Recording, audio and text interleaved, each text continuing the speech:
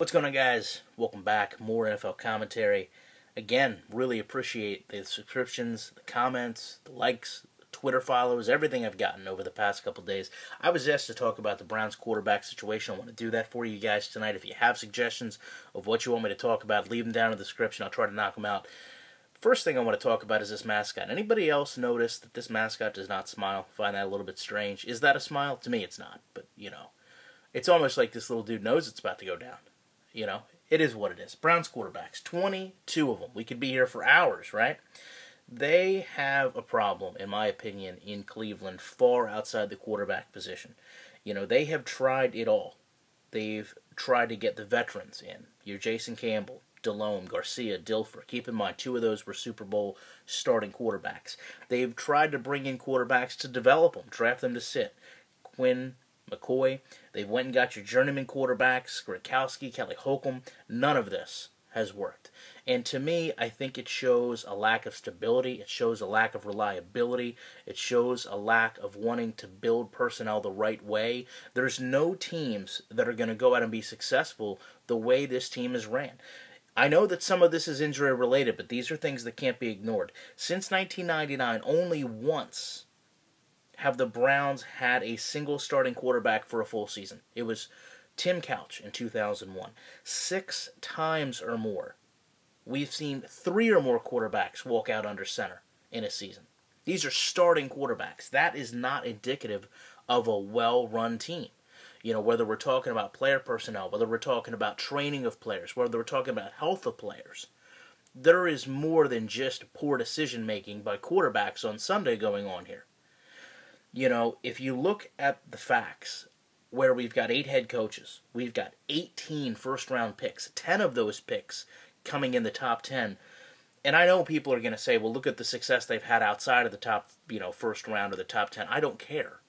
Your first round, your top 10 picks are supposed to be spot on, dead accurate. The person that you need most to help your franchise, that you don't want any other team to get, that you're going to invest in up front. Of those 18 first-rounders, again, 10 in the top 10, we have 2 All-Pros to show for that.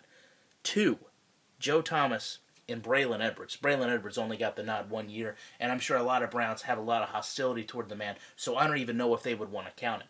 But to me, that's not a quarterback's problem. That's not quarterback decision-making. That is a team that is running roughshod through personnel, coordinators, trainers, development staff, scouting staff, not getting results on draft day, not getting results on the field, and not building a team structurally well enough to play in its division. When we look at the Ravens, for example, just because they are the arch nemesis in the division, if you will, they've got 2 coaches since 1999. They've got 15 first-round picks. 2 of them actually were quarterbacks, Joe Flacco, Kyle Boller. But they've also ran through a lot more All-Pros. Terrell Suggs, Ed Reed, Todd Heap, Jamal Lewis, Chris McAllister, Haloti Ngata. Some of those players are going to the Hall of Fame. Some of those players were picked after the Cleveland Browns picked. So to me, to lay all this blame at the feet of a quarterback, to look at the quarterbacks only and say, well, here's the problem, is a little bit short-sighted. Now, keep in mind, I'm not going to sit here and tell you that players like Brandon Weeden and Colt McCoy have left the Cleveland Browns organization and thrived. They most certainly haven't.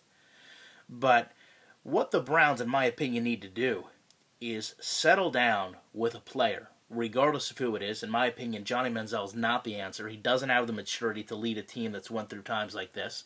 He doesn't have the work effort.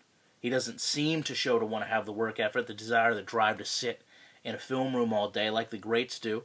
We see and we overlook the fact that you see Peyton Manning on the sideline after a touchdown, and he goes and he looks right at the film to see what he's done right or wrong. You see Tom Brady working just as hard. I personally would feel like if you brought Peyton Manning or Tom Brady into the Browns and you ran them through the way these quarterbacks have went, they're not going to be good. They're not going to have the stability, the communication, the repertoire. It's not going to be there. So when I look at the Browns and I think about their quarterbacks, that's what I think about. I think about a team that needs to rebuild from the ground up, that's took a hard road to get to this point and not really built anything. other than Joe Thomas, other than Joe Hayden. I think they need to focus on a quarterback, regardless of who they pick, regardless of how they come to the conclusion. Focus on him, settle on him, and then let the bad times be the bad times to get to the good times. If not, we're going to get 2 or 3 more years down the road, and we're going to talk about 30 starting quarterbacks. And no team is going to be successful in any division putting that product on the field, and I don't think they're going to have a really good fan following, even though their fans are loyal, some of the best fans in the NFL. I'll be honest, I've been to a bunch of Cleveland Brown games. They love that team, and it bothers them to see them struggle just as much as anybody else does. But I think even at some point, even the most pure fans are going to get tired of seeing the product that's been put on the field. Love to know your guys' opinions on this. Appreciate you checking it out. I will be back in the week with more content.